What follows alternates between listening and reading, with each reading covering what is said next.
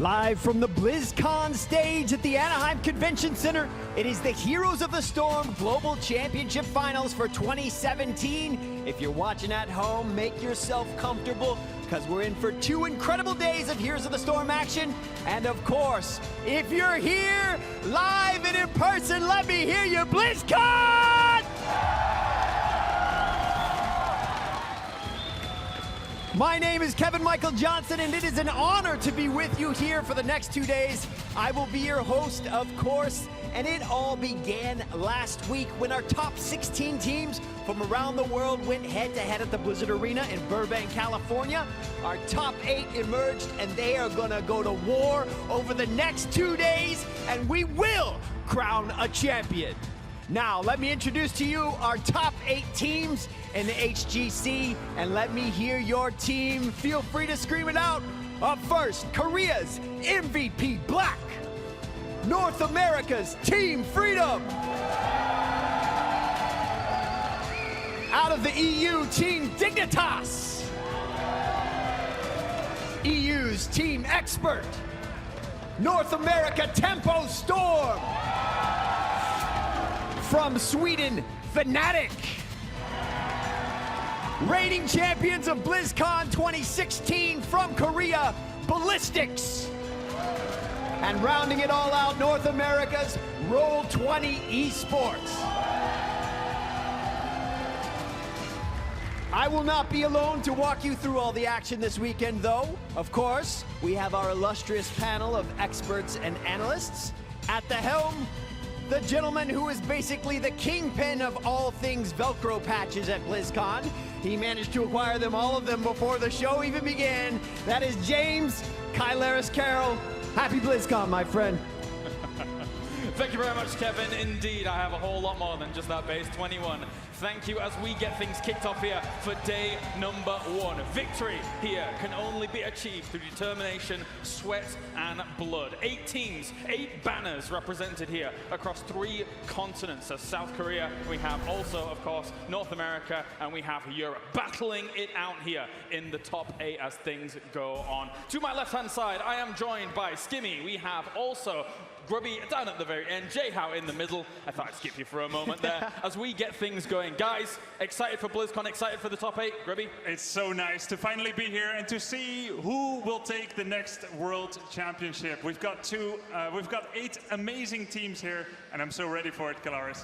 It feels weird because literally everybody's like, who do you see as the favorite? Who's going to win? And it's like nobody has a decision on this. There's some favorites coming in, but this is the most competitive Heroes of the Storm tournament we've ever had. And so the excitement between last night, opening week, and coming in today, I am really looking forward to seeing how we play out day 1 and, of course, the championship. Yeah, absolutely excited to be here. Obviously my first time. So for everyone here, it's going to be fantastic. Obviously you've got 3 North American teams for an American crowd. Win for a treat.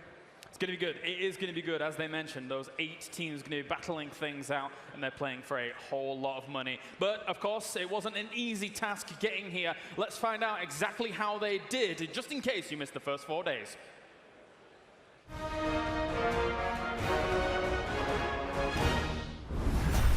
Over the last 10 months, all of these teams have been building the foundations to lead up to 6 play days. 16 teams fighting for $1 million, just about to begin and unfold here for day number 1 of the HGC Final. So without further ado, let's introduce you to Group A.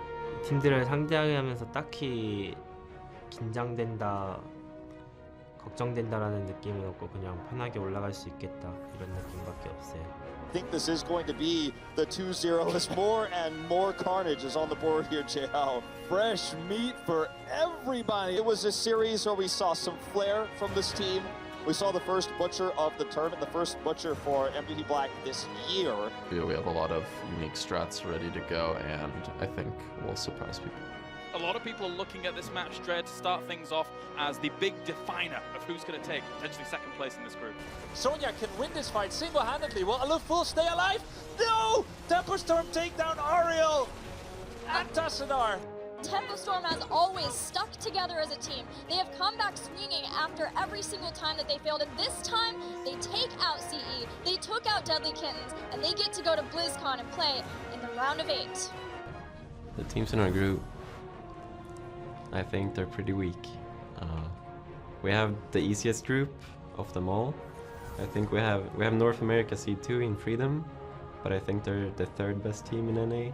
He said 6 points against 21. They need to grab this one. This could end the game. If Team Freedom gets this altar, then it's all over for Fnatic in game number 2, and Genji falls. Drippy has fallen, being kiting back here on the side. Breeze goes in, misses the Stormbolt. Collusion is going for the channel. He's gonna get it. It looks like, yes, he does. And Team Freedom will tie up the series and go to game number 3. I'm just happy for Team Freedom here, man. North America coming out, and they are swinging heavy punches in. Now Team Freedom is taking damage at the core. Fnatic is going in, the European team, with a 2-1 victory. Even with Stitches being lost, no chance for Team Freedom to turn this around. Fnatic takes the series and moves on to BlizzCon as the #1 seed in Group B. Is going to be dropped. Infinity goes in. Ego goes for the mosh pit. But that was a great cleanse to start things up, but it wasn't enough there. Continuous wins. I think this is going to do so much damage. But all the AoE damage coming out as well there from Team Freedom. This could be their key. This could be the victory that they need as they rip them apart. That's going to be almost a full team wipe with the Burrow for good measure. But Beyond the Game gets absolute team wiped. And that is Team Freedom buying their ticket to go to BlizzCon.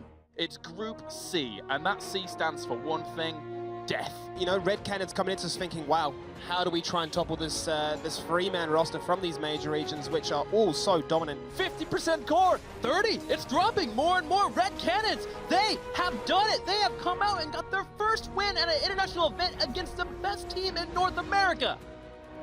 This 3-team group has suddenly become a 4-team group. I think this game completely changes everyone's expectations. Fantastic play. Roll20 dropping the first map is now primed and ready to take down the core for the second time in this best of 3. Our first map, Infernal Shrines, as we get ready to see this Clash of the Titans in Group C. Right now, the team is about to fall, and if they get the kill after the flip here, that might be the beginning of the end. They go to the core, they drop Roll20, and they take the series without dropping a map to advance to BlizzCon. #1 seed from North America, Kalaris, against the #3 seed from Korea. Glarum goes down, however, Budge and Justine hitting that core. 10%! It's 8%! It's a warrior in support! 4, 3! Too much! He has redemption! Tempest out 2-0. The first time in a BlizzCon, North America takes out Korea since Cloud9. North America will take this group tonight in advance to BlizzCon. 对于还有一个 ST， 因为我们经常跟他们分在一组各种比赛，但是我们因为总有一个队员签证的问题，然后只能无奈带上老板 Simba， 然后每次都输给他们，然后我只想对他们说，这次我们一定会复仇的。 And now Masaka going in, stalling out the hearse there. The core is falling, the power slide, and we've got a 3-man mosh pit. The cleanse is going to be there, and that is a core falling. The revenge for SPT to start things off here in Group D is complete, and with a 2-0, I add Dread. That was a good start for them. 그리고 웬만하면은 저희 발리스틱스랑 그리고 익스퍼트는 웬만 올라갈 것 같고, 이변이 있다면 SPT가 이변을 일으키는 게 아니라면 무난하게 저희랑 익스퍼트가 올라갈 것 같아요. Going to BlizzCon, Ballistics will be doing so here as they come in as they focus down the core, and we will have our second Korean team going to BlizzCon in Anaheim next week. And Ballistics, man, they are looking dominant. So in our group, the one team that I'm not so sure about it is SPT. So I think this is like the strongest SPT team that we will see this year. The Li Ming, a thorough with the Tracer, the immediate blow up gets stuffed, and you get stuffed as well. That's 4 down. Morales goes down. Team Expert wipes the slate clean, and they have their visors on the core, and they have their visors on BlizzCon in Anaheim. Many a game played out by our top 8 and advancing on here into BlizzCon, and it's an all-important stage for all of these guys. Overall, there were some great moments, a lot of diversity in the strategies, some really cool stuff. And another really cool thing is that all 3 North American teams actually made it out of the groups. We weren't sure when we looked at the groups at first, Kalaris, but they all made it. And it's Korea from the major regions who drops one of their teams in Tempest, who are unable to advance. Gentlemen, your thoughts on those first few days that we had? I think the meta was supposed to be shaped, and I think it was completely blown up. So coming in here, it's going to be different. Too many 100% win rates when we look at Butcher, Lily, Kerrigan. I don't know if we'll see much of that, but I think definitely was an interesting opening week.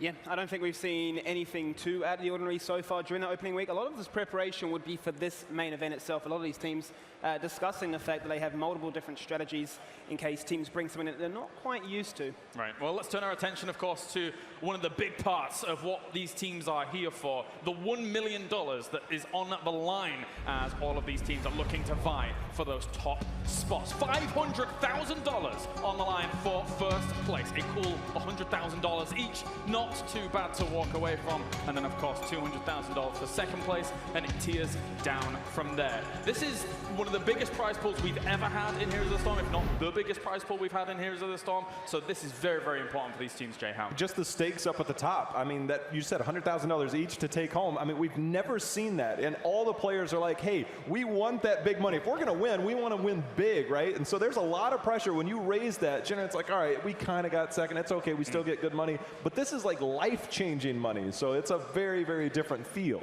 Now, of course, these teams have been working for this over the entire year with the HGC League format. Every team has made it here by qualification over their 14 league matches over the year. So this is a huge combination of prize money, a huge combination of all of their efforts. Let's take a look at the bracket which will stand as we continue on from today and through tomorrow as well. Our first round is a best-of-3 format, and we will have such matches as Team Dignitas versus Expert, a big EU versus EU play there, and then we have things like Ballistics versus Roll20 down the line, Fnatic and Tempo Storm. But our first match in a few moments' time that we will turn our attention to will be that MVP Black going up against Team Freedom. Overall, guys, looking at that bracket as it plays out with the first round being best of 3 and everything thereafter being best of 5s, what do you make of the bracket? How it's shaped up? Who's going to be playing who?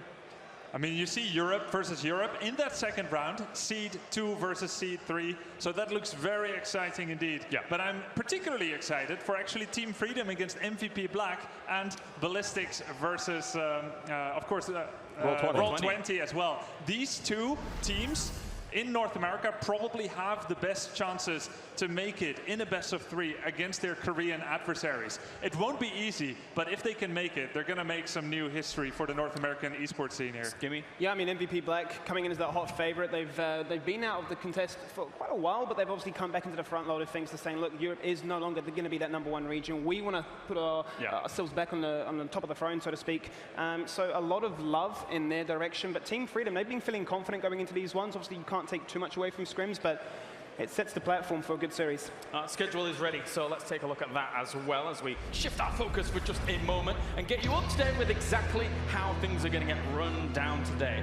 In not a dissimilar fashion to the bracket, we're going to have everything played out from the bracket down. As later on down the line, you have such fixtures, as I mentioned, as Ballistics versus Roll20 Esports. What's your favorite, Jay Howe? If you have to kind of like pick one that's the kind of the cream of the crop for you in a personal level?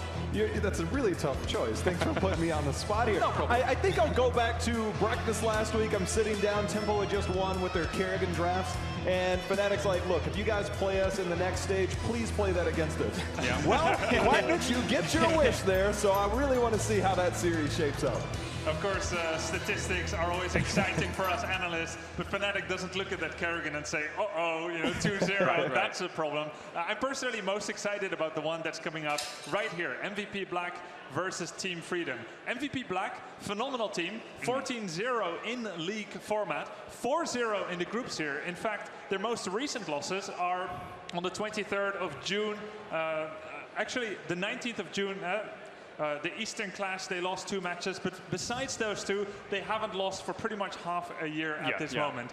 Can Team Freedom do it? So far, MVP Black has sometimes struggled at the BlizzCon stage. Skimmy, your thoughts on MVP Black coming up against Freedom before we launch into things? Yeah, I mean, it almost feels a little bit like a resurgence of that 2015, late 2015 into 2016, when they went on, I believe, like a 43 consecutive win streak. Like, they were the team to beat, the team to watch, and the meta to sort of adapt to, I suppose.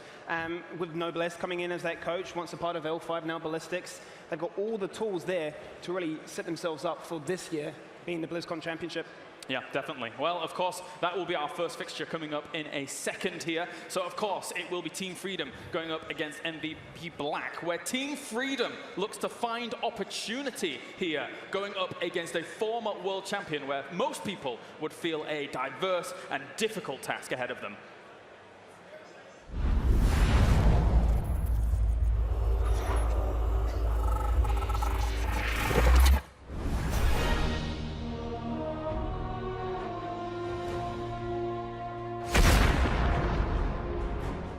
This is my first BlizzCon, so I'm feeling really excited to have a chance on the biggest stage in Heroes.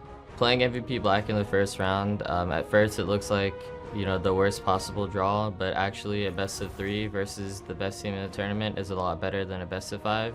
So the BO3 format kind of give us an advantage, I feel like. In a BO5, I literally don't think we can take down MVP Black, but the BO3 makes it that if we have a good start, we take a game off of them and then we can literally just win the next game and it's over.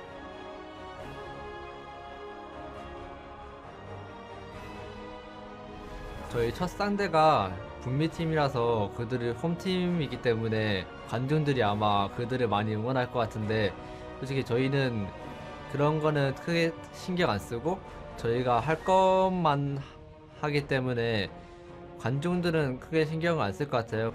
이번 8강에서 팀 프리덤은 정석적으로 간다면은 저희가 좀 더 유리하게 이끌 수 있을 것 같고, 만약에 그들이 정석적인 픽이 아닌 좀 변칙적인 픽을 가져온다면 저희가 그것에 대해서 대책을 좀 마련해야 할 것 같아요. 평양에서 저희가 팀 프리덤을 만나게 됐는데 다른 주에 비해서는 저희가 쉬울 것 같아요. 아무리 그래도 작년의 느낌으로 말하면 서양 쪽이라 서양 팀이랑 할 때는 좀 약간 주눅드는 감이 없지 않아 있긴 한데, 그냥 한번 경험해 보니까 이제는 괜찮을 것 같아요.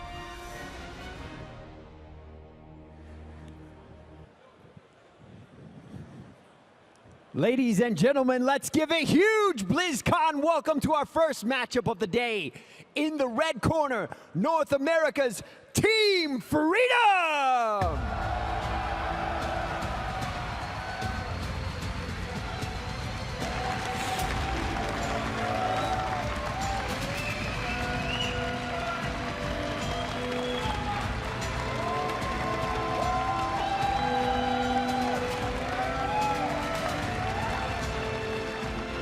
And over in the blue corner, making their return to the BlizzCon stage, none other than Korea's MVP Black.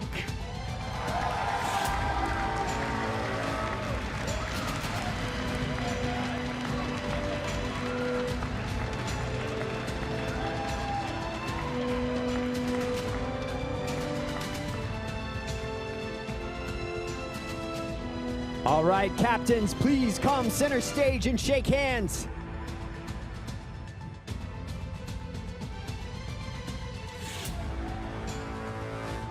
Good luck, and may the best team win.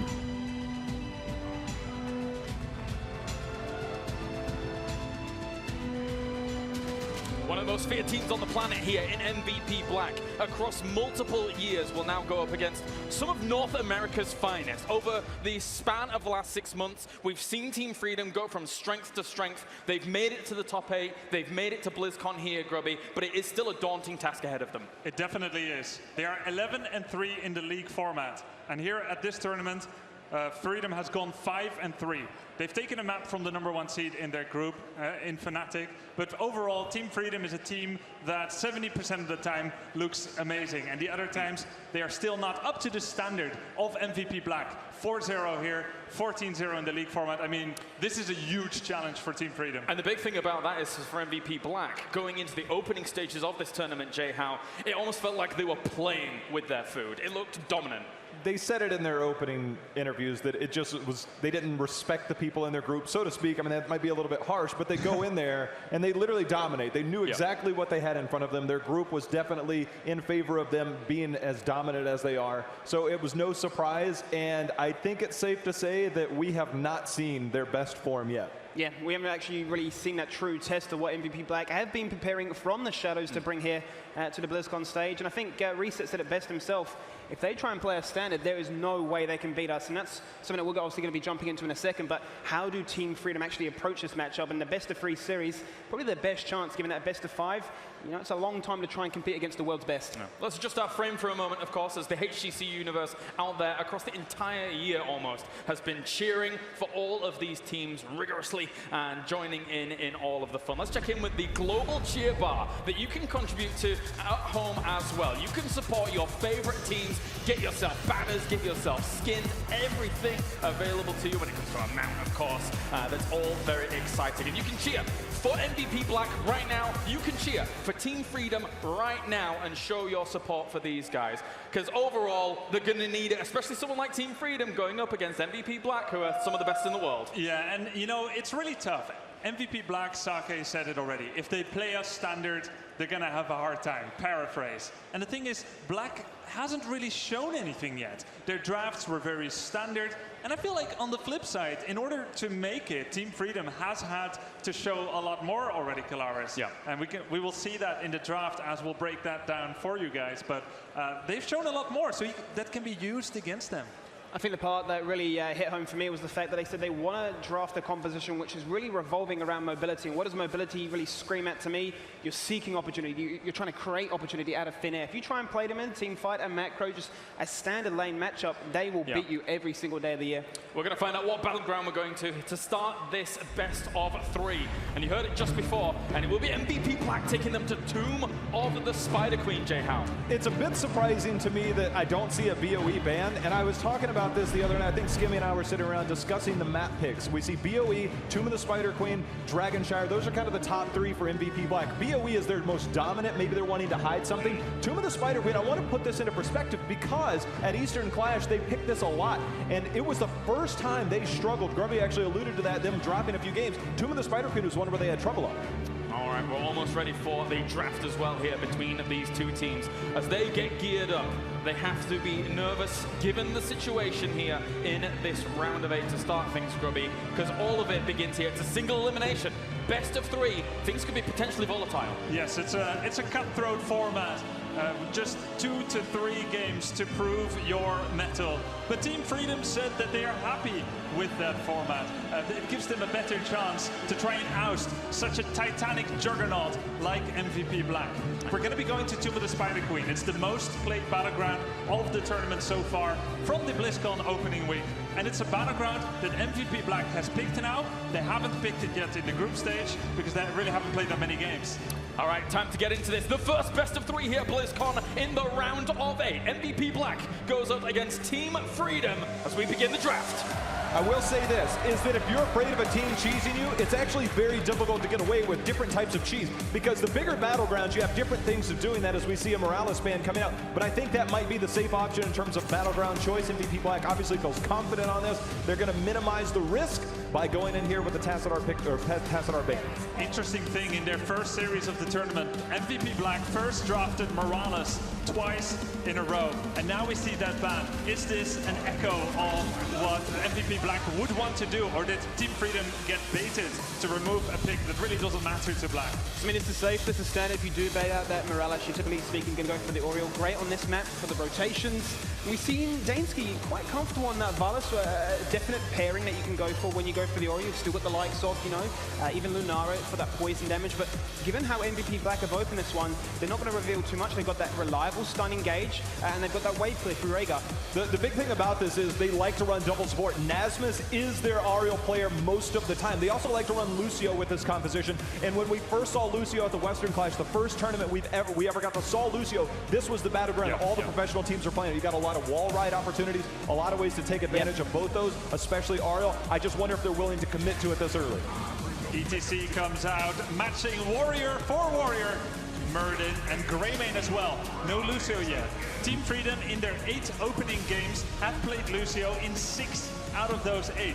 Was this something to focus on for other teams, or do they really lean heavily on it? They've done their homework. MVP Black respecting what Collusion did during that opening week. He single-handedly, for the most part, in my opinion, was doing a lot of the work which allowed them to almost take games off, or take series off 100% Fnatic. agree.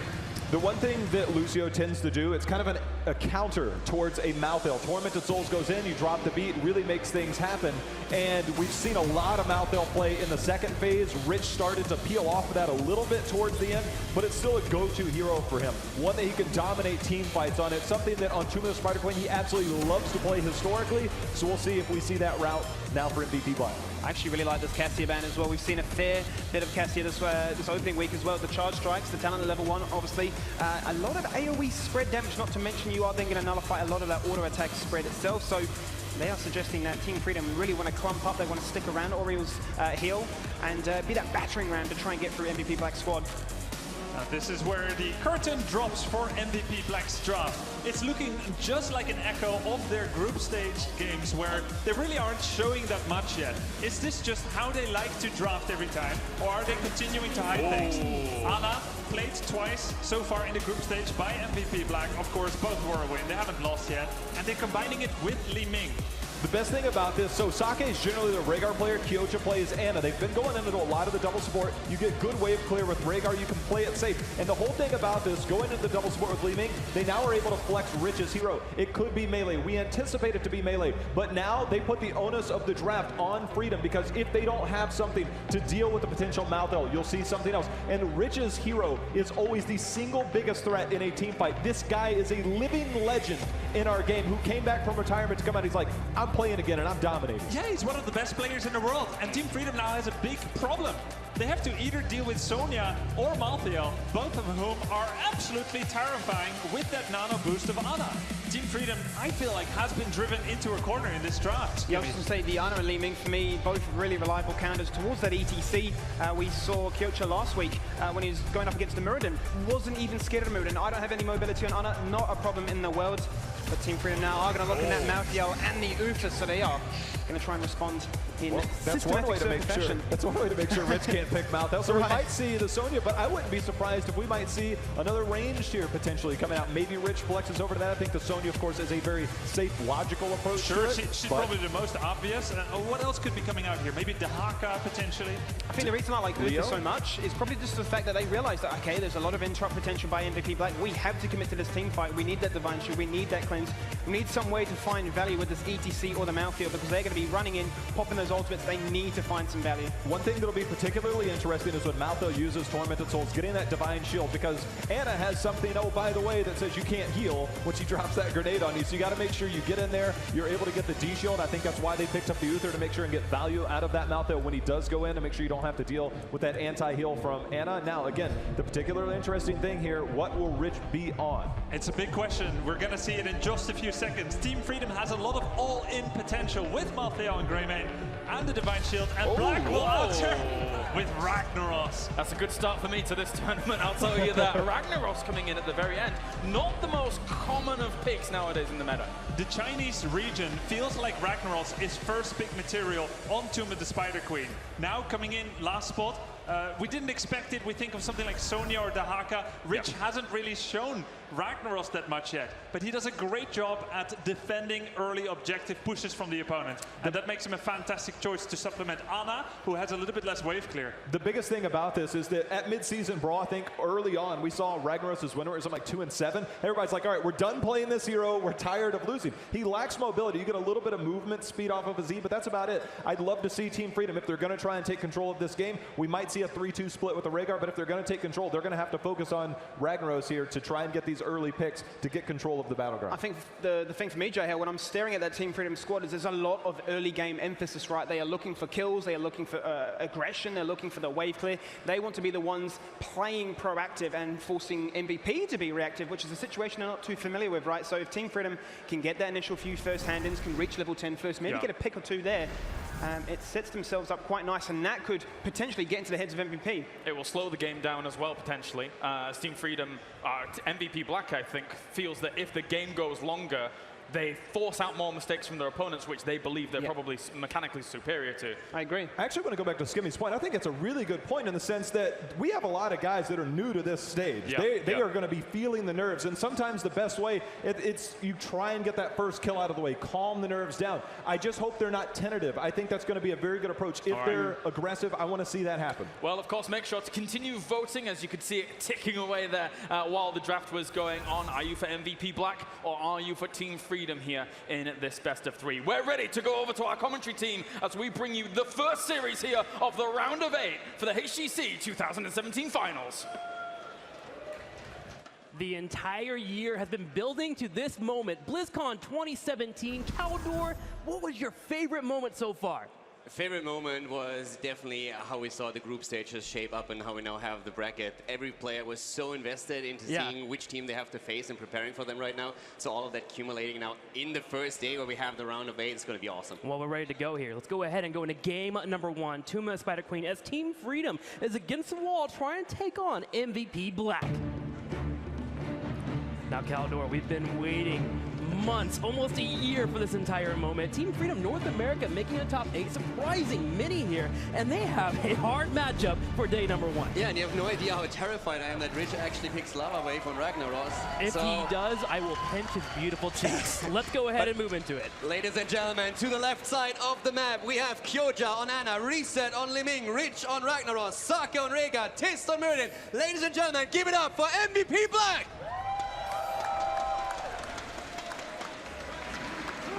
Here from North America, Nasmus playing Ariel, Zugrug on ETC, Cure on Maltfield, Dansky playing Grey Main, and Collusion on Uther. Give it up for North America's Team Freedom!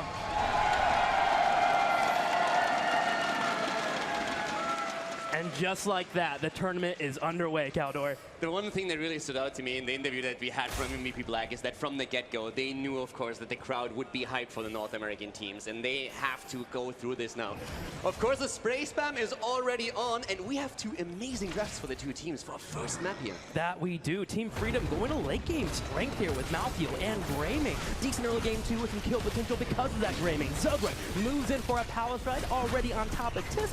Gonna miss out on the kill, but you see that Team Freedom is ready to fight. Yeah, and actually coming back on that point, I talked to them a lot over the last few days, and they said straight up, yes, we might throw a cheese MVP Black's way at some point, but we feel we can straight up fight them. We want to play this straight up. We want to make sure that we go into the team fights. It's our biggest strength, and we want to make sure that we excel there. It's not going to be easy, but we feel we can do it. That goes all the way back to day number 1 when we talked to them. They said they want to adapt. They want to adapt the most here in the tournament. But MVP Black is already moving in. Zugrug getting low, should be able to escape. A heal comes out, but MVP Black bringing all 5 to the middle lane here to get a kill. Yeah, and at that point, of course, we have, especially with Liming, so much burst damage here as well. Later on in the game with a nano boost of Ana, it's going to be pretty difficult for Freedom to survive. Zugrug in that moment on ETC barely getting away here too. Yeah, Ana always following up that grenade, trying to deny that healing from Ariel, getting 100% delation on the grenade coming in, trying to get those combos to pop out, but so far not working out there as Zugrug comes back nice and healthy, continuing to trade on the wave clear. Rhaegar on the top lane, though, is being a nuisance. Team Freedom will have to pay attention to that as he continues to push forward. Now, MVP Black, of course, with the composition they play here, they need to be a bit careful in the early stages of the game. If you play with Ana, piercing darts is one of your most important talents. You really want to complete the quest so that you can stay a little bit farther back, and that's one of the things that Freedom might look to exploit in the earlier stages, going in with Raymond Malkia. For now, on the other hand, it's MVP Black. They're going in for Nasmas, and they get the kill! First blood coming in for MVP Black, and going back to your point with that Ana, Kyoja is going to be very important on that Ana, using the healing dart to drop in and, of course, scout out those bushes. But look at this. He always lands a sleeping dart from across the world, it feels like. Team Freedom will have to watch every single step, especially with that level 1 finishes up. Yeah, it's not going to be easy for them. Black said straight up that they are in a spot where they feel they can take any team. They are absolutely not afraid. In the past, especially talking about last BlizzCon, for example, they felt they underperformed. They said, yes, the teams we faced played well, but we thought we underperformed a lot. At the mid-season brawl then, it was more so the other teams outperforming them a bit, but ever since then, Black has just really stepped it up. They are playing so well right now in the entire Phase 2 during the group stage as well, and they are here to make it all the way to the finals. What makes it scary is they mentioned they're confident, but they've also done the research. That's what we've missed in the last couple of tournaments. Oh, yeah. MVP Black coming in and not respecting their opponents. Now, they are ready and they are studying every single team they may face. Especially with what happened in the group stage. We had so many different strategies coming out, especially of the North American teams. So now everybody has to prepare. And the format, of course, caters to it as well. Once again, both teams trying to turn in the gems, 30 on each side thus far, as we are seeing both of them shocking around the turning point. Now we are a level and a half away for MVP Black to hit that level 7 and get that heavy impact, which is very important on Murd, and continue to jump in, follow up with a Storm Bolt. Now this will take some damage, but able to kite backwards. Team Freedom does seem a little shaken though. They're very close together. The Uther and the Ariel always being near each other, making it very easy for Tis to come in and land that Storm Bolt. Now Black has, of course, a very, very dangerous draft here. You talked about Murden and just what he adds. It's also the aggression that we now have with Reformed Murden, jumping into that backline. But when we look at the setup of Team Freedom, after level 10, they have that Divine Shield for the potential Mosh Pit, for Greymane when he goes in, or for Malthier. So there's so much potential synergy, and Freedom is trying to get to that stage. And so far, it's a very respectful game from both teams, only one kill. Well, Team Freedom even closer to the first turn in the game here. 48 out of 50 needs 2 more gems to be dropped off, but MVP Black looks to go ahead and get their own turn in. Reset, drops off the gems, and the first Web Weaver of the game will be going to MVP Black. MVP Black now with the first objective here, and in the meantime, we still see Kyoja working on the Piercing Darts quest. He's currently on 5 stacks. Tis on Muradin with 12 on his own, so they are trying to complete them as fast as they possibly can here, as we now have finally level 7 kick in, and that is exactly the power spike on Muradin that you've been talking about. Exactly, you jump in, heavy impact, Storm Bolt, you have the entire combo coming from Ling Ying, and then also, Sophira's Hungers is done already for Ragnaros, which means there is a slew of damage that can come out and milk any member on Team Freedom. They will have to be careful now that that level 7 has hit. Looking at the results so far of the Web Weaver push, a little bit of damage here in the middle lane, bottom lane getting pushed pretty aggressively.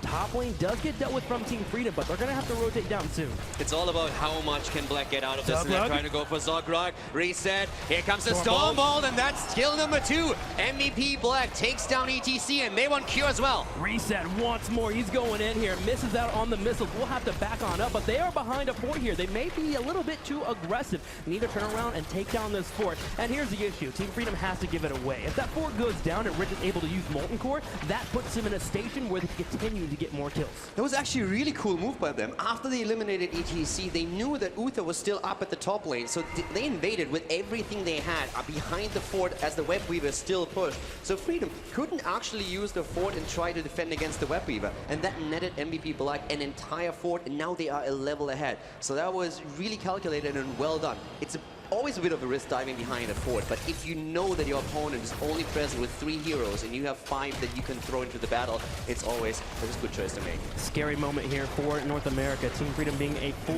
level behind. They have to get a kill now or wait towards they get level 10, which they can get off of a turn-off or, of course, hanging around for a little bit while soaking the experience. The problem with this turn-in going in is MVP Black will be able to defend with heroics. Yeah, that's a bit of an issue here. Freedom, they could have held the gems here and waited until they get more experience themselves. The problem is that Black is going to reach level 10 really soon. And even with the objective pushing, Team Freedom has to be very, very careful that nobody is going to dive them. And with Murden on the other side, there's a fair chance that's going to happen. So at this point already, Zogrog is under pressure. The Web Weaver's moving in. Greymane cleared the top wave. He's going to make his way down to the middle. But we have level 10 about to hit for the blue team. You just got a glimpse there of the combo that is available for MVP Black. Stormbolt into Ling Ying combo into Ragnaros. It only took him down to half health, but that's against a tank there with resistance being built up. This could be deadly if it lands on a Greymane or even an Ariel. Team Freedom now pushing here, trying to grab a little bit of experience, but you brought up that level 10. It's up for MVP Black, and they are looking hungry. They move in for an engage, but Zogrog with a nice face melt will be able to get away. Yeah, Zogrog at this point made sure that Meridian could not become a huge threat here. What I'm really looking forward to as well is to see how Collusion plays. I watched his games over the last few days, no matter if he played in a scrim, if he played Hero League. And it is insane how good this guy has become. Yeah. It's absolutely crazy. He has such a massive impact in every single game he plays, and oftentimes is really the decider of, do we win this team fight or do we lose it? So I'm really looking forward to his performance in the big team fights that we can expect later on in the game. Personally, I hope we get to see his Lucio in this best of 3 series. His Lucio is probably the best of the entire tournament so far. Team Freedom finally hitting level 10, and they are in a prime position to force and engage. Reset seeing this, backs away, and now it's all about dancing around in the middle. There will be another tournament available for MVP Black, and Team Freedom is inching closer. There's some one-shot potential that we have for MVP Black now, especially with Ragnaros, of course, going into Sulphurous Smash, so that's definitely something to watch out for here. But let's keep in mind that Team Freedom, they still have the Divine Shield. Kira is in a bit of trouble. Reset wants to go in. Here comes the Sleeping Dart. They're trying to go for Zogrog, but ETC moves back out. Very unfortunate trade there for Team Freedom. MVP Black takes a nice little lead in that team fight, winning the Poke Wars, which will allow them to move down. They're trying to force this turn-in or force a team fight. Team Freedom, luckily though, with Uther on the side, is able to heal. And Freedom hasn't really spent any resources in that fight. We saw Nana Boost come online, but Freedom hasn't used any cooldowns. They're still trying to get that turn in here, and they have a chance of making that happen with an aggressive position. They can still rely on a Divine Shield Mosh Pit. They can still rely on Malthael going in deep and Uther helping him out here. So they are going to wait for an opportunity to kill one of MVP Black and then maybe carry that momentum to an objective and to a leading experience. On the other side, you're keeping your eyes on Tiff right there on that Murd, and he'll be the one to decide when they're going in and forcing the fight against Team Freedom. For now, he dances around and plays around his Storm Bolt cooldown.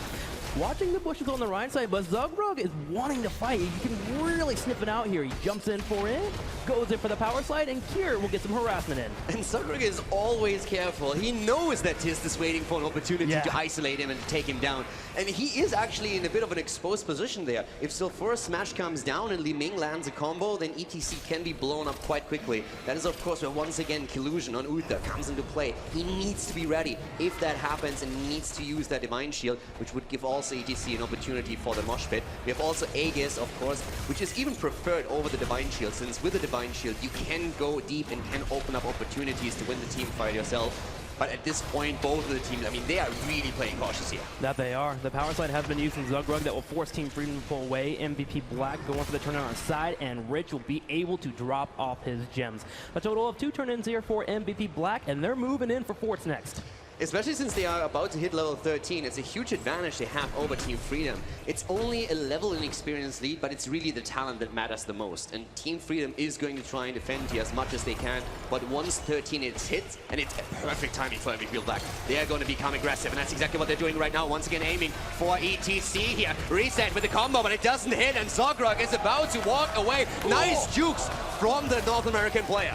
Almost in trouble there. Nasus bringing out the heal as well, but Team Freedom is able to sneak away. But it looks like Uther might not be as lucky as the Sulphur Smash takes him out. Here, trying to retreat here. He turns around with the Tormented Souls, looking for a fight. He's going in. Here comes ETC with a Mosh Pit. It only hits one. They're trying to go for Rhinos, but they don't get him. Here comes the Stasis as once again ETC's in trouble, and this time he goes down. MVP Black with the talent lead. Kills one, kills two, goes for Oriel, and they drop the third one.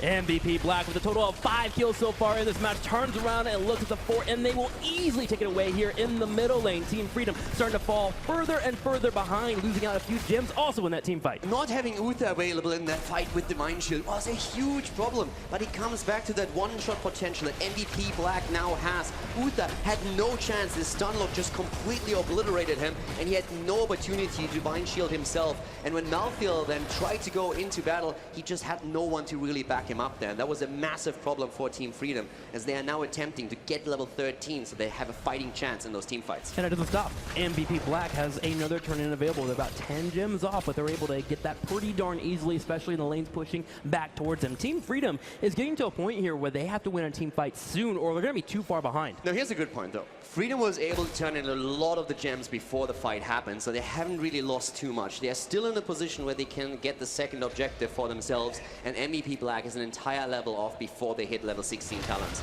So even though there's a 2-level discrepancy between the two teams, Freedom has an opportunity to fight here now. And especially with Black also running a double support setup, Malthael is level 7, the touch of death can really make a difference here if Freedom gets the engage they are looking for. Well, in about 3 seconds they can go for that engage. They'll be missing out on the mosh pit, but having Tormented Soul, the Divine Shield can be enough. They turn around for the fight as Tis jumps in. We're going to have the Aegis being used right away on Kier. Here is the Tormented Souls. He dives towards the back line. Ragnaros on the other side, going for the Molten Core. Rich trying to cut off the path of retreat, but Tis is in a little bit of trouble. Here comes the Soul for a smash. Everybody on the side of Team Freedom is already low, as we see once again ETC going down just seconds before he has Mosh available. And more members are low for Team Freedom. Divine Shield will be used. Reset is kiting backwards. Rich here to carry him in his arms. Turns around with the big Soul Fierce smash. Will land on top of Dansky. He's getting lower and lower. And finally, he will fall. Collusion, the only member left. Never mind. Everyone's down. Team Freedom falls. Team Freedom is wiped out by MVP Black as the Korean teams take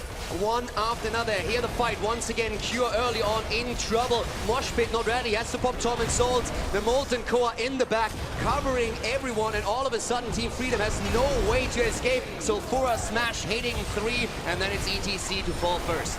And from there, the fight just fell apart. Team Freedom was trying to escape, hoping to maybe get a 1-for-5 trade, but couldn't even get that. MVP Black goes for the boss right after this as well, and will be able to grab it easily with a turn-in as well. This is not looking good for North America, as Keeps are definitely the next target to go down. 10 kills against 0 in this game so far, and a 3-level lead for MVP Black. They timed the Web Weavers perfectly with the boss up at the top, so at this point they can just heavily push for Keeps. The forts are all gone, and Team Freedom is in a dire position right now. They have to hope for a miracle fight here. A great mosh pit might be the answer. Malthael maybe getting a few kills here, but it is going to be rough either way. That is correct here. I'm watching Zogrug and I'm watching Kier. Those will be the two here that help that miracle engage that you were talking about. MVP Black now 4 levels ahead of their opponent, about to be 3 as Team Freedom's getting closer, are having to deal with this push that is coming their way. The Keep Well falls, there's going to be a boss about half health moving in, but look behind it. A Web Weaver still coming. Web Weavers coming in here. Mirror Ball on 16 for Li Ming. At the same time, of course, the 13 ton on Anna. Smelling Salt, incredibly powerful here as well against the setup that Team Freedom is running. They're going to lose that Keep for sure. The only question is, are they going to lose the game here? Freedom moving back as Tist on Mirrodin is jumping in once again, looking for target. Looks like for now they have defended, but they still have to watch out. Molten Core has been popped. Gonna have Rich sieging from afar. Dansky is low on health. He's getting dangerously low. May fall victim here. We're gonna have Tis jumping in on top of Kier. Here's the Divine Shield though. Once again, Kier's going in and he's trying to get some kills here. They are moving in and attempting to drop one, but Greyman is the first to fall here. Once again, Zogrug trying to protect his team, but Tis is jumping in deep once more. He's looking for Zogrug. Zogrug is able to kite back to the Keep, but look at the Web Weaver and Minions is the way to take the damage from the Keep. Rich is chasing them into their base. He does not care. He's looking for Nath's next. There it is. Black does not respect that base whatsoever. They're invading every single Keep here. They want it all. They have a 4-level lead right now. 4 heroes are already down for Team Freedom as MVP Black moves towards their core and mercilessly slaughters Uther as well. The entire team wiped once more. 15 kills to 0.